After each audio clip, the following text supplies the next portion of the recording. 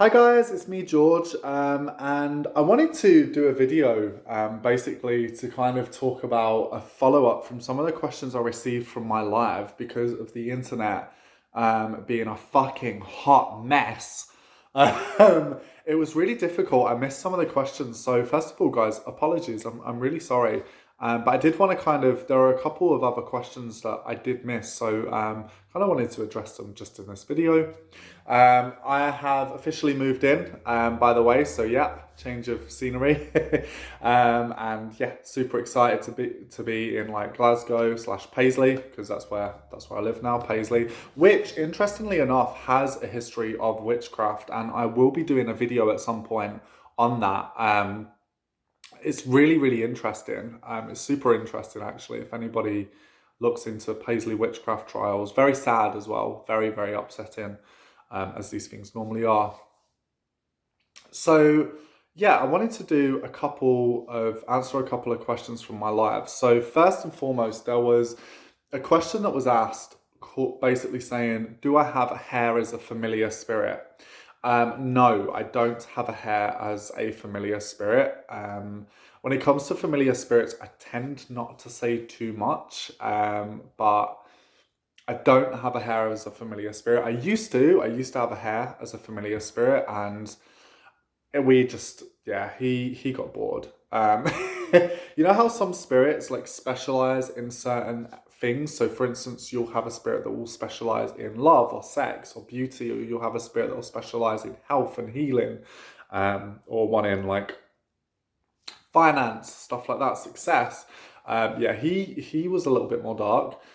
He actually specialized in smacking a bitch. He specialized in cursing and hexing, and that was he got really bored because I don't actually curse or hex that much. I only really do it if I really, really need to. There has to be a really, really, really good reason for me to do that. Um, and you know, I'd call him up because you can work with familiar spirits for everything. It's just they may have areas that they specialize in, but it still doesn't mean they're void of any other kind of purpose that you ask a familiar spirit for. Um, and I would call him up and I would be like, "Oh, you know, I really need your help in this thing." And he'd be like, "Are we going to curse someone?" And I'd be like, "No, we're not going to curse someone."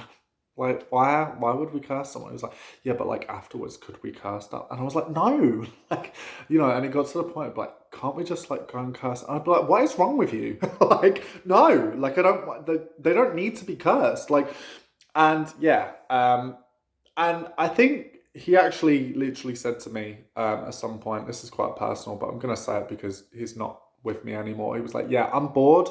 I was like, "Oh, okay." He was literally like, "I'm bored. Like, you don't curse people enough." And I'm going. And I would feed him regularly, but it just wasn't his thing. So yeah, so that was him. And he was a hare, I'd say like a humanoid hare. It was actually quite frightening. But he was like a hare mixed with a human. So yeah, he was actually quite intimidating and quite frightening at first. When I first met him, I was like, oh. And then we kind of, yeah, bonded-ish. But yeah, so that was my hair as a familiar spirit. Someone also asked if I had any favourite saints, and that's a really, really difficult one because there's a lot of saints that I love. There's a lot of saints I work with. I work with saints within my practice, but I would say there's two that really pull out to me. One is St. Bridget. I work with St. Bridget quite a lot because I do a lot of healing for kids, um, for children, and St. Bridget was in British folk magic is seen as Mary's midwife, as the midwife of Christ. So to me, I always work with her if I want to do anything to do with fertility, with healing, or with children. And I work with her when it comes to stuff like that. So yeah, and I love her. I love her for, you know, I've had friends that in the past that have had pregnancies that looked like they were going to miscarry, and I would go to her and be like, "Please help," and then she would help them. And working with very poorly children, I would go to her and be like, "Please heal them. That they're going to pass away. They're going to die, and they would be healed." So St. Bridget for me is just like she's like a pure embodiment of love. and inspiration and healing, and that prayer, strengthen what is weak within us. She's actually helped me in the past with problems like addiction problems and stuff like that. So I love her. Yeah, I really love St. Bridget. Another saint who I work with quite a lot is just the Virgin Mary, particularly Our Lady of Grace. I love the Virgin Mary. I love the image, the aesthetic of the Virgin Mary. I love the idea of the Virgin Mary, that idea that Godhead um, being put in, kind of a feminine body, that sort of divine feminine element of things really, really pulls to me, and it always has. Um, so I love that idea of her being an embodiment of femininity, but also of love, of compassion. And that's something that really, really pulls out to me. So yeah. But then on top of that, there are saints like St. Peter, who is a fantastic saint, an incredible saint who has literally changed people's lives around me when I've done workings for them, and changed it for the better. They really literally saved people. Um, there are saints like St. Joseph. There are so many different saints that, have helped me move home or find a home, or when I've been out on my ass, like literally so there are so many saints that are like, boom, that I love. So I wouldn't say I have a favorite, but I would say that there are also saints that I don't work with that I'm like, oh my God, there's like, the other day I was like, one of my friends was saying there's actually like an indigenous saint, like a Native American saint. And I was like, what? Oh my God, that's amazing. I was like researching about her and stuff like that. So all these, kind of different saints, yeah, I always read up about them. I've even read up about the saint in Paisley, St. Mirren, although half the time you just tend to get the football team. Anyway, because they have a football team here called St. Mirren's. So, yeah, there's that. I got asked another question as well, but I have to be honest, I'm actually a little bit confused. It was saying, would you like to address racism in modern witchcraft? And I didn't know if that person wanted me to address racism in general or address racism that is within modern witchcraft, if that makes sense. I'm not really fully clarified on that, but what I will say is I think that anyone who judges anybody on any skin color is a fucking dickhead. I think if you judge someone by the color of their skin rather than the person that they are and soul that they are, you're a fucking wanker. And I've not got time for you, and I can't be asked for shit like that. I think, thankfully, a lot of the times in the modern witchcraft community, most of the time, there has been one or two occasions, but most of the time within the modern witchcraft community, I have seen people addressing racism and kind of standing against racism and making a stand against that. So I think that's really good. And I think that tends to happen more so than actual racism within witchcraft. I'm not saying that racism doesn't happen within witchcraft, because it's been brought to light. There have been some authors that have ties with extreme right-wing movements and stuff like that. You also have this kind of unfortunate element of people that are quite far extreme right,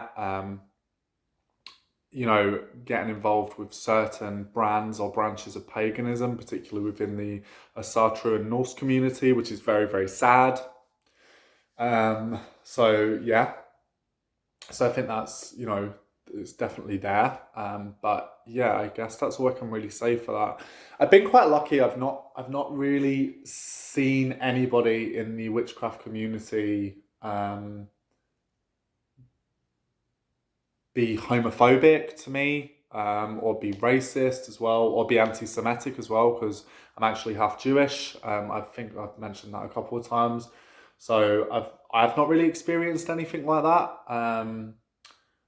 But I know that there are sort of some cases, unfortunately, where any community you get, you're going to get you fucking dickheads. Like, let's just be honest. Like, any community you get of people, you're going to get wankers. And that's just the way that it goes, unfortunately. It doesn't make it right. But if you get a community of people, you will get bad eggs in there, because not all people are nice. unfortunately, and some people, absolute fucking pricks. So yeah, that's all I can really say for that. But the other question I had was, how do you cleanse a flat of negative spirits? And I think that's a really, really interesting one. But I was actually speaking about this literally today, recently, to a friend. One of the things that people make mistakes when it comes to this, because I think one of the things that people forget is that first and foremost, ask that spirit what it actually wants. Because a lot of the time when people know there's or find out there's a spirit in their flat, they're like, like charge, like let's use all the cleansing stuff, let's do this, go in with the smells and bells and like, get the fuck out of my flat. When actually, hold up, wait a minute, rewind. That spirit's getting after your attention for a reason. And that spirit is literally wanting to make contact with you for a reason. It might be negative, could be negative, but maybe you should ask it first. You know, maybe you should ask it. And I'm not saying that the person that asked this question hasn't asked that. I'm not saying that at all. But I think it's a really important factor to put into in regarding to house cleansings, because house cleansing is actually a speciality of mine. I'm quite good at it. I enjoy it, and it's something that has really, for me, you know, I've gone to houses where the person before has left like 72 mirrors in the rooms, and she had painted walls black, and there was all these literally like occult symbols left behind, and freaky shit was happening in the house, and you know, really mental shit that, you know, sometimes I've walked into a house cleansing and I'm like, oh my God, this is like, you know, at the end of the evening after the cleansing had happened, I was like, and I went home and I was sat there with my hot chocolate. God, I'm such an oldie. I actually sat back and thought, fuck, that was like something out of a fucking movie.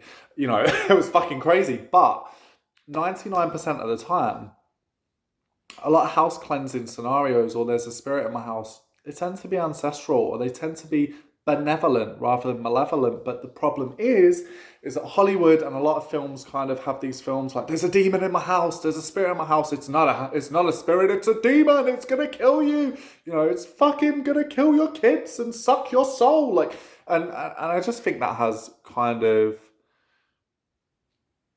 an effect on how people view house cleansings, you know, which isn't, and you know, it's morely Hollywood's fault, is that kind of thing. And ultimately, it makes good movies. You know, I'm not going to say movies like that are shit, because I do love a good horror movie, although I've recently noticed some flaws, but that's a different video.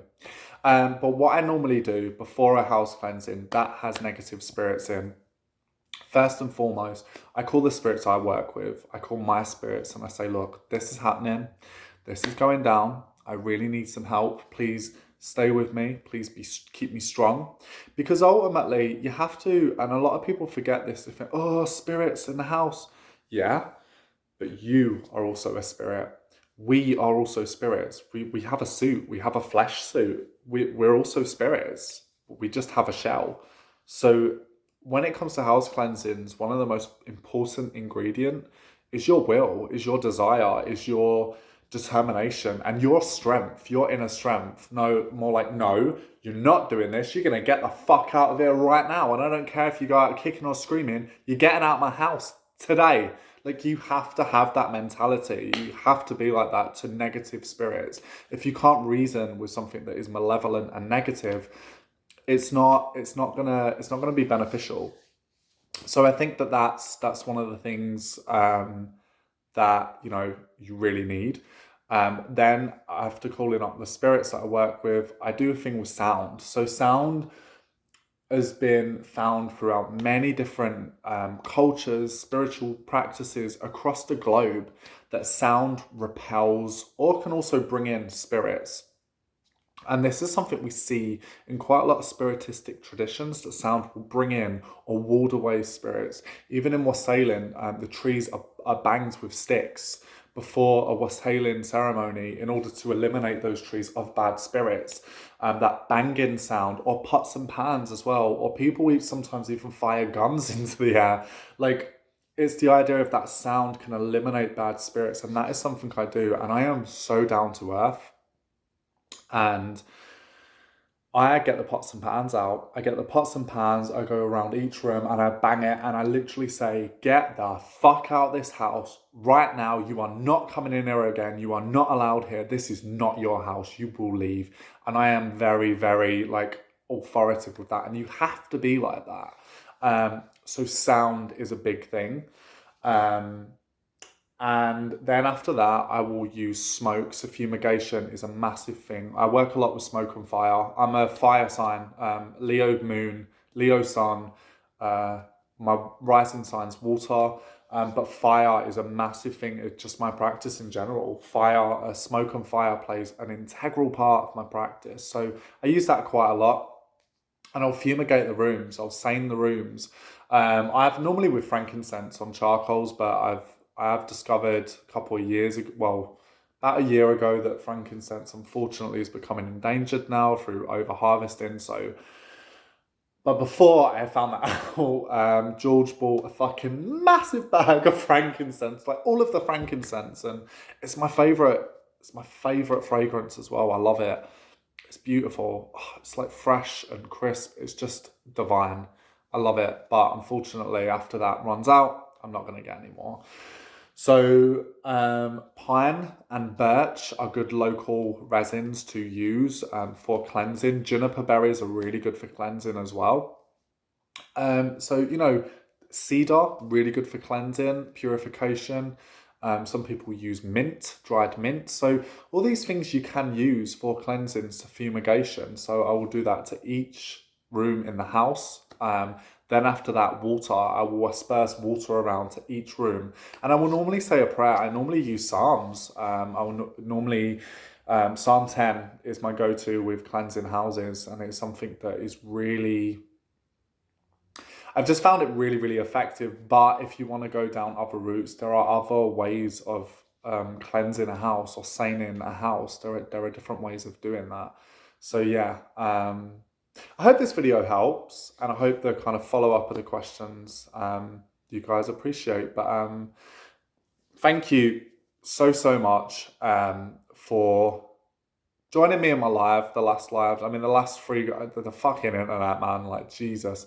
But thank you so much for joining me in the lives, and I will do another one soon.